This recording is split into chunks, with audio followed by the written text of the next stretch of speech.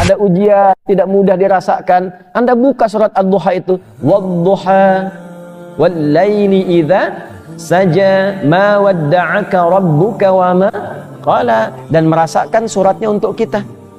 Anda baca, aku bersumpah kata Allah, demi segala kenikmatan yang pernah aku berikan kepadamu, seperti engkau merasakan nikmatnya cahaya duha, ataupun saat engkau merasakan sedang sulit, seperti merasakan gelap dalam kegelapan malam. Apakah karena persoalan yang saat engkau alami, engkau lupa dengan kesenangan yang telah engkau dapatkan banyak hal di masa lalu? Apakah karena satu kekurangan saat ini yang kau rasakan menjadikan engkau pesimis, padahal dulu banyak kebaikan yang telah engkau raih? Ayo move on, bahasa kitanya begitu tuh. Yakinkan pada dirimu yang paling dalam suka ataupun duka, aku tidak akan pernah meninggalkan.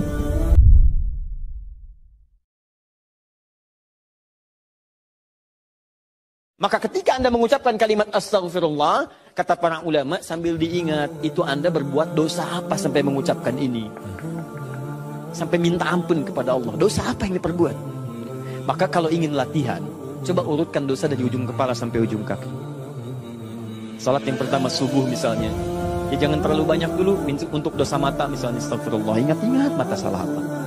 Jangan-jangan setiap pandangan yang Anda lakukan itu belum melahirkan keberkahan. Nah, jadi ketika Anda istighfar sambil diingat dosanya, astagfirullah, astagfirullah, mata, terus masuk ke lisan, astagfirullah ya Allah. Setelah itu dosa Anda, setelah tuntas sampai dengan ujung kaki, dosa Anda pada orang tua, suami kepada istri, istri kepada suami. Bagaimana kadang-kadang tidak baik dalam kehidupan rumah tangga, kepada anak-anak, kepada tetangga. Barangkali, mohon maaf, hal-hal itu yang menghambat pintu kemuliaan dalam bahkan urusan. Semakin banyak yang dihafal, semakin merubah diri Anda lebih baik. Ya. Nah, tuh diingatkan tuh, oh ini penting tuh. Dari ujung kepala sampai ujung kaki, lisannya mesti lebih lembut. Quran itu punya ciri khas. Kalau semakin dekat dengan Quran, semakin lembut pribadi kita. Ya. Dan itu auranya beda. Teman-teman kalau lihat Habib Umar lain kan ya? Ya. Habib Umar itu rahasia besarnya nggak pernah lepas dengan Quran. Jadi kalau safar dari Yaman ke sini, ya, itu di pesawat itu baru tidur kalau sudah lepas itu dengan Quran, tidur itu masih nempel Quran itu. Jadi nggak ada waktu satu pun kecuali dekat dengan Quran.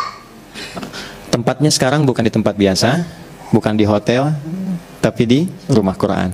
Maka sejak teman-teman masuk dari gerbang ke sini dan duduk sampai dengan kembali, saya berharap dengan kita mengaji di tempat ini, setidaknya merubah kita lebih baik setelah pulang dari sini. Ya. Berapa tarif mengundang Ustaz tadi? Saya paling tidak suka, kalau boleh saya katakan saya paling benci jika ada seorang mengatakan, berapa tarif mengundang Ustaz tadi?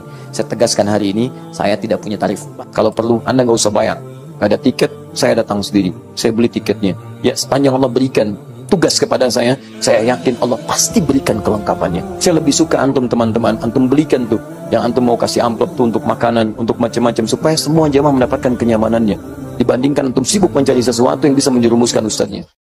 Apakah boleh kita mengulang kembali permohonan yang disampaikan dalam sujud? Boleh, karena tidak ada batasan dalam doa.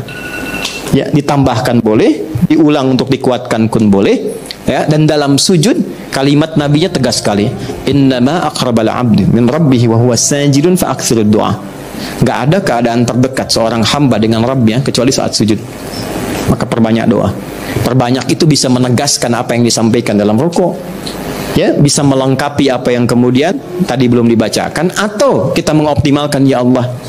Ya, kita hanya memuji saja. Engkau maha mengetahui apa yang aku mohonkan kepadamu, maka aku sangat memuji apa yang kau kabulkan kepadaku. Ampuni aku ya Allah bila selama ini doa-doa yang aku panjatkan kepadamu belum terkabulkan, bukan karena kurangnya rahmatmu, tapi kurangnya kemampuanku untuk mensyukuri semua nikmat yang kau berikan kepadaku. Tunduk. Kalau mau sholat, mau enak sholatnya, jangan sekedar sholat. Memang betul sudah selesai, ya, menuntaskan kewajiban, beban kewajibannya hilang. Tapi kenikmatannya dapat nggak? Manfaatnya dapat nggak? Kalau ingin menikmati sholat, ingin dapat manfaatnya, dapat ketenangan, terkoneksi dengan Allah, doanya cepat dijawab, maka khusyuklah dalam sholat. Nah, di antara cara mendapatkan khusyuk itu istighfar, dibuka. Sehingga sekat-sekat yang membuka kita itu, yang menghambat koneksi kita dengan Allah itu terbuka. Ini dari Quran. Nah, dibiasakan istighfar paling enak itu di waktu sahar menjelang fajar. Apalagi kalau bisa tahajud sebelumnya. Kalau bisa tahajud, ya, tahajud, kemudian istighfar, terbuka hati, rajin memberi di situ, itu disebut langsung oleh Quran kalau dia bertahan dengan itu sampai wafat, itu disebut sebagai calon penghuni taman surga yang sedang beraktivitas di bumi.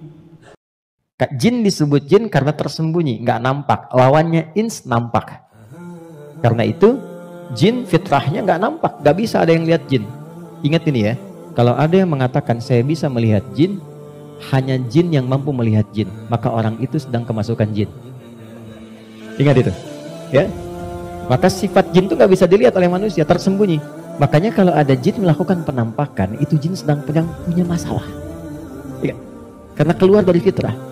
Jadi kalau dalam sehari ada kilatan pada diri kita yang menuntun kita untuk mau baca Quran, itu mahal sekali. Itu anugerah paling mahal yang tidak bisa diusahakan, itu pemberian. Maka kalau dalam sehari terfikir misal, saya pengen baca Quran, itu cepat ambil. Karena itu kasih Allah yang tidak diberikan pada setiap hamba. Karena kalimat Qurannya, "Tsumma awrathnal kitaba alladzina istafaina min ibadina." Aku pilih dari kalangan hamba-hamba aku tertentu yang diantara mereka diberikan dorongan agar mau berinteraksi dengan Al-Quran. Baca. Atau misal tidak baca tapi pengen tahu artinya. Ya, saya belum tahu nih ad-duha ini artinya apa. Terus kita buka terjemahan, buka tafsir ringan, lalu kita baca itu. Itu pun anugerah. Atau saya ingin menghafal. Itu juga anugerah. Hati-hati dengan setan ini. Ya, tugas pertamanya, dia akan mengisi ruang-ruang kosong di rumah. Jadi begitu Anda keluar, dia masuk ke situ. Ya, masuk, baik di kamar Anda, ruangan Anda. Makanya Nabi menyampaikan, mohon maaf, ketika Anda masuk ke ruangan, ada atau tidak ada orang, katakan salam. Assalamualaikum. Kata Nabi, setan ini akan berkata kepada kawannya, kita tidak punya tempat menetap di sini. Tapi kalau Anda tidak ucapkan itu, dia akan katakan pada kawannya, kita punya tempat menetap di sini. Makanya Anda jangan kaget kalau siang Anda bisa lewat ruang makan, Masya Allah, lewat dapur, lewat kamar mandi, perasaan biasa saja. Tiba-tiba malam bisa lain suasananya. Malam bangun jam 2, pengen tahajud, begitu keluar kamar tiba-tiba ada bunyi, gitu kan? Ya, padahal mungkin pintu yang bergeser saja, tiba-tiba kalimatnya bisa berubah. Ya Allahumma, ya Allah. Itu bahasa halus dari kata ya Allah, itu Allahumma. Ya Allah itu sudah bahasa Arab. Ya dengan Allah. Ya Allah, itu bahasa Arab. Ya. Dan itu sudah menjadi fitrah manusia. Ya, bahkan jangankan masuk masjid, kepleset aja ya Allah, ya Allah. Ya. Lihat mendung ya Allah kan, ya Allah mendung. Ya kan? Lihat hujan, ya Allah hujan. Ya kan? Itu selalu itu fitrah manusia, karena sejatinya manusia itu nggak bisa lepas dari Tuhannya. Ya kan? Nah, kalau kita ingin memohon dengan menghaluskan kata itu, maka ganti katanya dengan Allahumma. Ya, jadi ya Allah kalau digabungkan jadi bentuk halus, apa namanya? Allahumma. Jadi kalau Allahumma itu bentuknya merendah, tawadhu. Jelas ya? Dia merendah sifatnya. Jadi kalau sudah menyebut Allahumma, kita merendahkan diri kita, memohon dengan kelembutan.